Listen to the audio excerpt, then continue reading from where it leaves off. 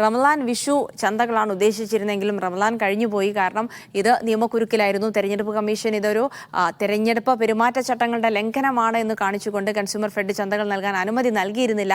അവസാനം കോടതി കയറിയ ശേഷമാണ് ഇപ്പോൾ അനുമതി ലഭിച്ചിരിക്കുന്നത്. എന്തായാലും കൺസ്യൂമർ ഫെഡിന്റെ വിഷു ചന്തകൾ ഇന്ന് മുതൽ പ്രവർത്തനം തുടങ്ങുകയാണ്. സംസ്ഥാനത്താകെയുള്ള 300 ഔട്ട്ലെറ്റുകളിലാണ് വിഷു ചന്തകൾ പ്രവർത്തിക്കുക. 13 ഇന സാധനങ്ങൾ കൺസ്യൂമർ ഫെഡിൽ നിന്ന് വാങ്ങാം. ഇന്നു മുതൽ വിഷു കഴിഞ്ഞുള്ള ഒരാഴ്ച കൂടി കൺസ്യൂമർ ഫെഡിൽ ചന്ത പ്രവർത്തിക്കും. കഴിഞ്ഞ ദിവസങ്ങളിൽ തന്നെ കൺസ്യൂമർ ഫെഡുകളിലേക്ക് എല്ലാ സാധനങ്ങളും എത്തിച്ചിരുന്നു. സഹകരണ സ്ഥാപനങ്ങളുടെ സഹായത്തോടു കൂടിയായിരിക്കും കൺസ്യൂമർ ഫെഡിന്റെ പ്രവർത്തനം. ഗോപാൽ ശീലാസനലുണ്ട് വിവരങ്ങൾ നൽകാനായി. ഗോപാൽ, നിയമപോരാട്ടങ്ങൾക്കൊടുവിൽ കൺസ്യൂമർ ഫെഡ് വിഷു ചന്തകൾ തുടങ്ങാനിരിക്കുകയാണ്. 13 സാധനങ്ങളൊക്കെ എത്തിച്ചു എന്നുള്ള വാർത്തകൾ നേരത്തെ തന്നെ വന്നിരുന്നു. എന്തായാലും ഇത്തരമൊരു അനുമതി ലഭിക്കുമ്പോൾ സർക്കാരിനെ സംബന്ധിച്ചിടത്തോളം ചില കർശനമായ ഉപാധികൾ കൂടി പാലിക്കേണ്ടതുണ്ട്.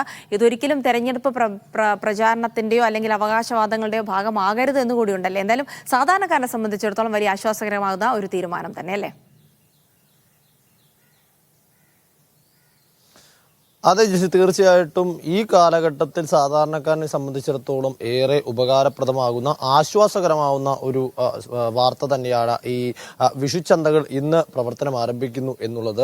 ജിൽസി പറഞ്ഞതുപോലെ നിയമപോരാട്ടങ്ങളൊക്കെ നടത്തി വലിയ ആശയക്കുഴപ്പങ്ങൾക്കൊക്കെ ശേഷമാണ് ഇന്ന് ഉച്ചയോടുകൂടി തന്നെ ഈ ഔട്ട്ലെറ്റുകൾ തുറന്ന് പ്രവർത്തിക്കാൻ പോകുന്നത്. സംസ്ഥാനത്താകമാനം 300 ഔട്ട്ലെറ്റുകളാണ് ഇന്നു മുതൽ തുറന്ന് പ്രവർത്തിക്കുക. നേരത്തെ നിശ്ചയിച്ചിരുന്ന സഹകരണ സ്ഥാപനങ്ങൾ തുടങ്ങാനിരുന്നവ ഉൾപ്പെടെ അതോടൊപ്പം തന്നെ താലൂക്ക് അടിസ്ഥാനത്തിൽ 1 എന്ന തരത്തിൽ മൊത്തം 300 ഇങ്ങനെയാണ് ഈ കണക്ക് മുന്നോട്ട് പോകുന്നത്. 13 ഇന സബ്സിഡി സാധനങ്ങളാകും ഈ ഔട്ട്ലെറ്റ് വഴി വിതരണം ചെയ്യുക. അതിൽ 10 കിലോ അരി അടക്കം ഉൾപ്പെടുത്തി അത്യാവശ്യ സാധനങ്ങളെല്ലാം തന്നെ ഉണ്ടാകും എന്നതാണ് അറിയിച്ചിട്ടുള്ളത്.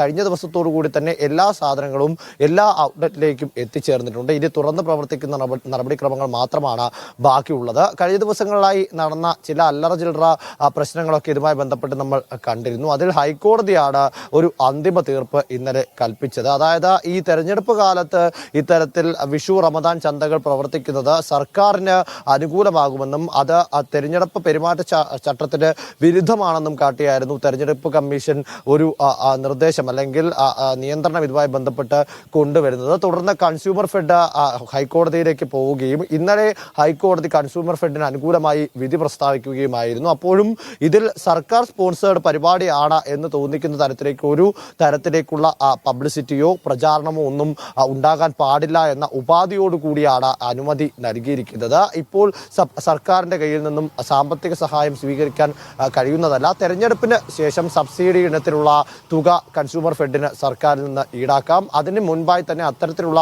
സാമ്പത്തിക ഇടപെടലുകൾ ഒന്നും തന്നെ ഉണ്ടാകാൻ പാടില്ല എന്ന നിർദ്ദേശം പറയുന്നുണ്ട്. ഇതിന് വിരുദ്ധമായി എന്തെങ്കിലും പ്രവർത്തിച്ചാൽ അതിൽ തെരഞ്ഞെടുപ്പ് കമ്മീഷൻ ഇടപെടാനുള്ള എല്ലാ തരത്തിലുള്ള പൂർണ്ണ സ്വാതന്ത്ര്യവും ഉണ്ടാകും എന്ന് അറിയിച്ചിരുന്നു.